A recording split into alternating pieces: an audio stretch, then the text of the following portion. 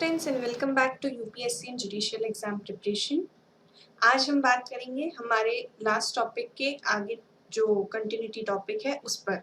Last lecture में friends हमने बात करी थी इंटीरियर ऑफ द अर्थ पे, जिसमें हमने देखी थी अर्थक्वेक वेव्स जो कि होती थी दो टाइप्स की, बॉडी वेव्स और surface waves. Again body waves were further classified into P waves और एस वेव्स।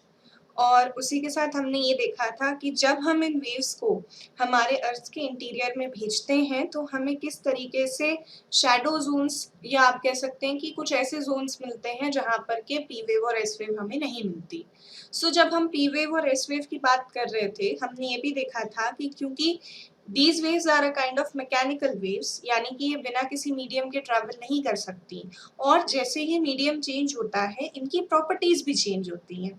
तो इसी के बेसिस पे हमने अजम्पशन किए हमारे अर्थ के इंटीरियर के बारे में, यानी कि जब हमने हमारी पी वेव्स और एस वेव्स को अर्थ के इंटीरियर में भेजा तो जो डिफ्लेक्शंस हमें मिले, जो वेरिएशन पैटर्न हमें देखने को मिले, उसके बेसिस पे हमने ये अज्यूम किया कि हमारी अर्थ का कौन सा पार्ट कैसा है।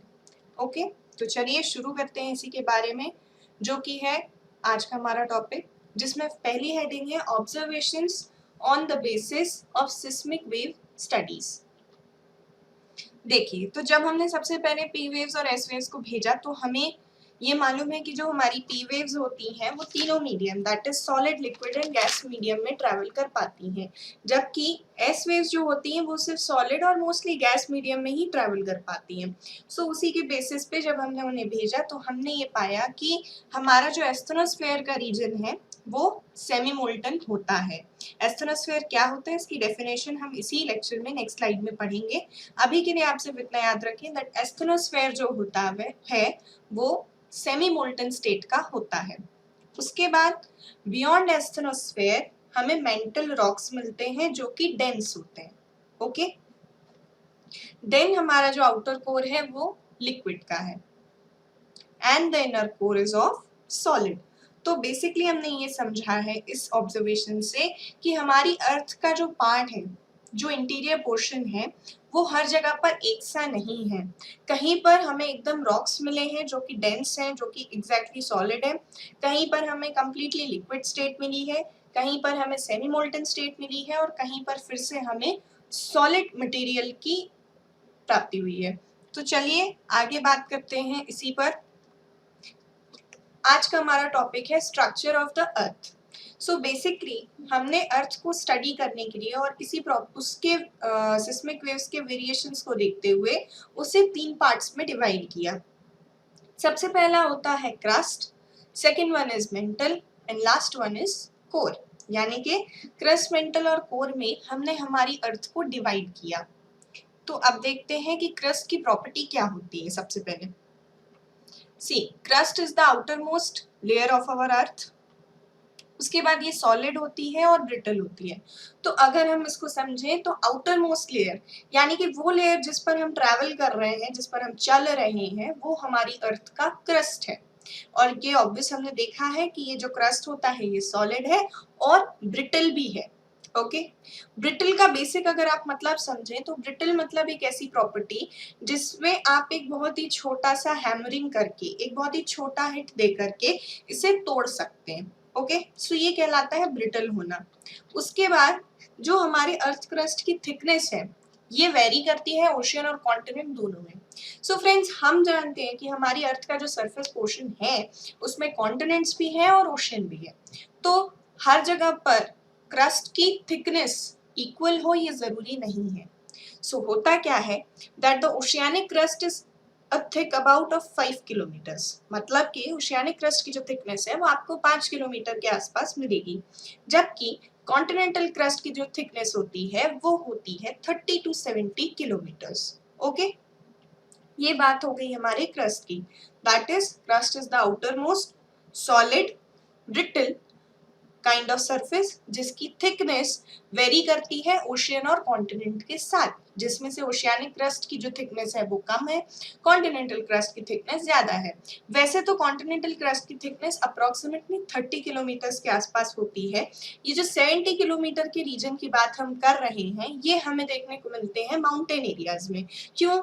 क्योंकि हम जानते हैं माउंटेन्स की हाइट बहुत ज़्यादा है and mountains are also a part of our earth surface. तो उसकी वजह से जो हमारे कॉन्टिनेंटल क्रस्ट की थिकनेस है वो माउंटेन्स के कारण 70 किलोमीटर तक एक्सटेंड कर जाती है। ओके, तो ये बात हो गई हमारे क्रस्ट की। इसके बाद इसकी जो डेंसिटी होती है वो होती है 3 ग्राम्स पर सेंटीमीटर क्यूब। इस फैक्ट को आप ध्यान रखेंगे क्योंकि ये बहुत ही नॉर्मल सा फैक्ट है, बट ध्यान रखें इसको कि जो इसकी डेंसिटी है वो होती है 3 ग्राम पर सेंटीमीटर क्यूब। ओके, चलिए अब आगे बात करते हैं। इसके जो रॉक्स होते हैं वो होते हैं basalt type of rocks. Basalt क्या होता है, ये एक नया वर्ड आया, इसको समझते हैं। देखिए, जब लावा इरप्ट होता है, जब किसी भी वोल्केनिक रीजन से या किसी वोल्केनो से लावा इरप्ट होता है तो उसमें से एक काइंड ऑफ लावा होता है बसाल्ट, जो कि बहुत ही फ्लूइड होता है। ओके, तो मतलब ये कि basalt is a kind of lava जो कि वोल्केनोस से इरप्ट होता है। अब क्योंकि बहुत ही फ्लूइड टाइप का होता है, मतलब उसकी जो आप कह सकते हैं बहने की विस्कोसिटी, जिसको हम कहते हैं विस्कोसिटी, काफी कम होती है। सो विस्कोसिटी कम होने के कारण बसाल्ट का जो लावा होता है वो हमारी अर्थ सरफेस पर बहुत अच्छे तरीके से फैल जाता है, और जब वो लावा कूल डाउन होता है, सॉलिडिफाई होता है, तो रॉक्स बनाता है। तो जो रॉक्स बनते हैं वो किस टाइप के बन गए, बसाल्ट टाइप के। और क्योंकि ये लावा जो है, ये जो वोल्केनिक इरप्शन हुआ, इसकी वजह से ये जो बहने वाला लावा था वो हमारी अर्थ के सरफेस पर ही था, इसीलिए हमारे जो क्रस्ट के रॉक्स हैं वो कौन से टाइप के हैं, बसाल्ट टाइप के हैं। ओके, सो ये प्रॉपर्टीज है बेसिक हमारी क्रस्ट के बारे में। ओके, फिर हम बात करते हैं इसकी, that oceanic crust density is about 2.7 ग्राम पर सेंटीमीटर क्यूब।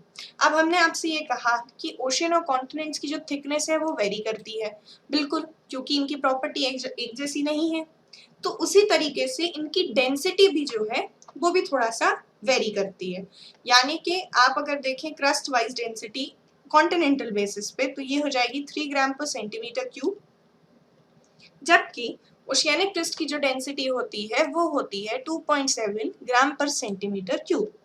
ओके, सो मतलब हमने ये देखा कि जब 3 ग्राम पर सेंटीमीटर क्यूब और 2.7 ग्राम पर सेंटीमीटर क्यूब, यानी कि जैसे थिकनेस वेरी हुई वैसे ही इनकी डेंसिटी भी वेरी हो गई।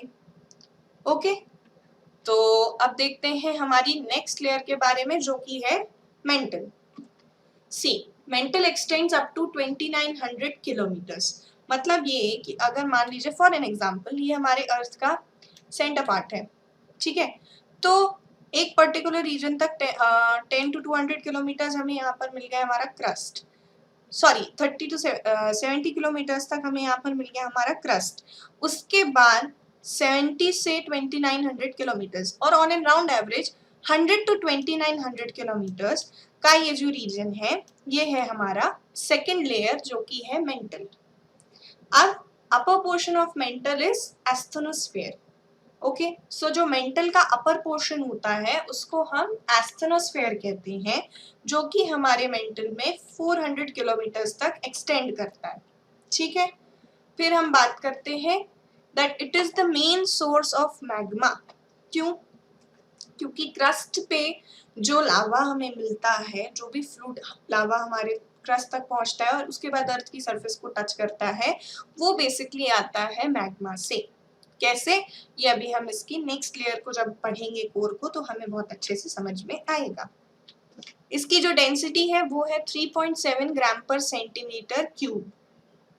ओके, तो आप अब देखो कि हमने जब बात करी क्रस्ट की डेंसिटी की, दैट वाज 3.0 ग्राम पर सेंटीमीटर क्यूब, और जब हमने उसके ओशियानिक क्रस्ट की डेंसिटी की बात करी, दैट वाज 2.7।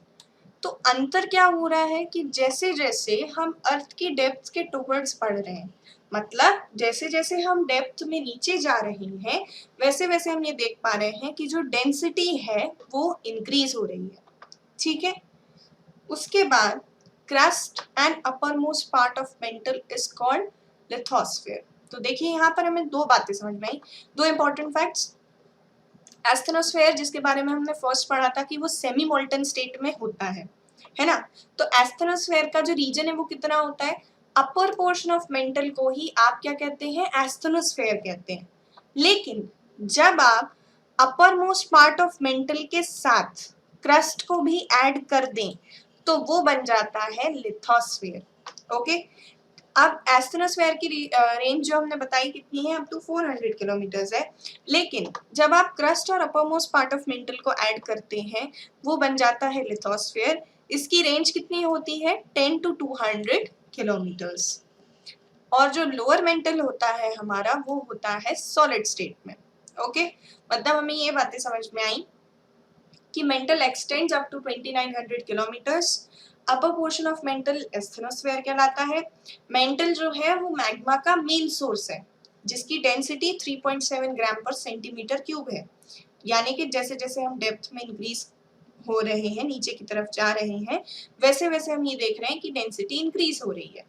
क्रस्ट और अपर मोस्ट पार्ट ऑफ मेंटल को हम लिथोस्फीयर कहते हैं जो कि 10 to 200 किलोमीटर्स तक एक्सटेंड करता है।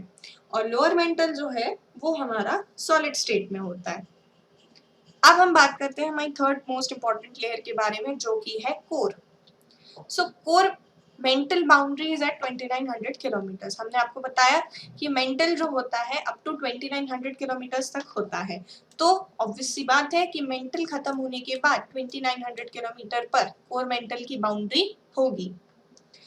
अब कोर को भी हमने अगेन दो पार्ट्स में डिवाइड किया। First one is outer core, second one is inner core. So outer core is made of liquid and inner core is of solid. इसको ध्यान रखें, आउटर कोर जो है वो लिक्विड है और इनर कोर जो है वो सॉलिड है। अब देखिए, डेंसिटी इज 5 ग्राम पर सेंटीमीटर क्यूब। लास्ट अगर डेंसिटी हम याद करें मेंटल की तो हमने देखा था मेंटल की डेंसिटी वाज 3.7 ग्राम पर सेंटीमीटर क्यूब। यानी फिर वही बात कि जैसे जैसे टुवर्ड्स द अर्थ सेंटर हम शिफ्ट हो रहे हैं वैसे वैसे डेंसिटी बढ़ती जा रही है। Core extends up to the centre of the earth that is 6000 kilometres. यानी कि 2900 किलोमीटर से लेकर 6000 किलोमीटर्स तक का जो रीजन है वो क्या है, core. Core is made of heavy materials, sometimes also called as NIFE layer. तो हमारा जो कोर है वो बेसिकली हेवी मटेरियल से बना हुआ है और इसे हम नीफे लेयर भी कह देते हैं, जिसमें NIFE that is nickel and Fe that is iron बहुत ज्यादा हमें देखने को मिलता है। ये देखिए, ये रहा वो डायग्राम। अब समझते हैं इसको। हमने कहा क्रस्ट के बारे में, crust is made of granitic and basaltic rocks. So ये हो गया हमारा क्रस्ट का रीजन। एक हिस्सा इसका कॉन्टिनेंटल क्रस्ट है, एक हिस्सा इसका ओशियानिक क्रस्ट है। उसके बाद lithosphere, the upper most part and the crust combined is called lithosphere.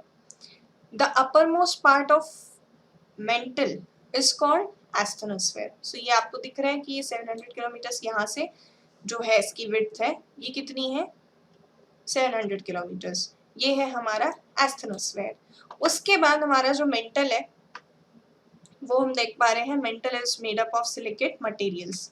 Then core is further divided into two parts, outer core and inner core, जिसमें से आउटर कोर जो होता है वो लिक्विड होता है और इनर कोर जो होता है वो सॉलिड होता है।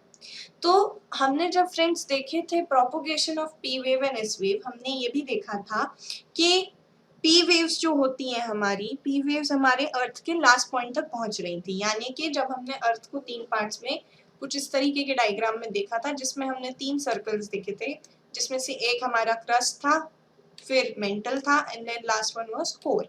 Core was further classified into outer core and inner core.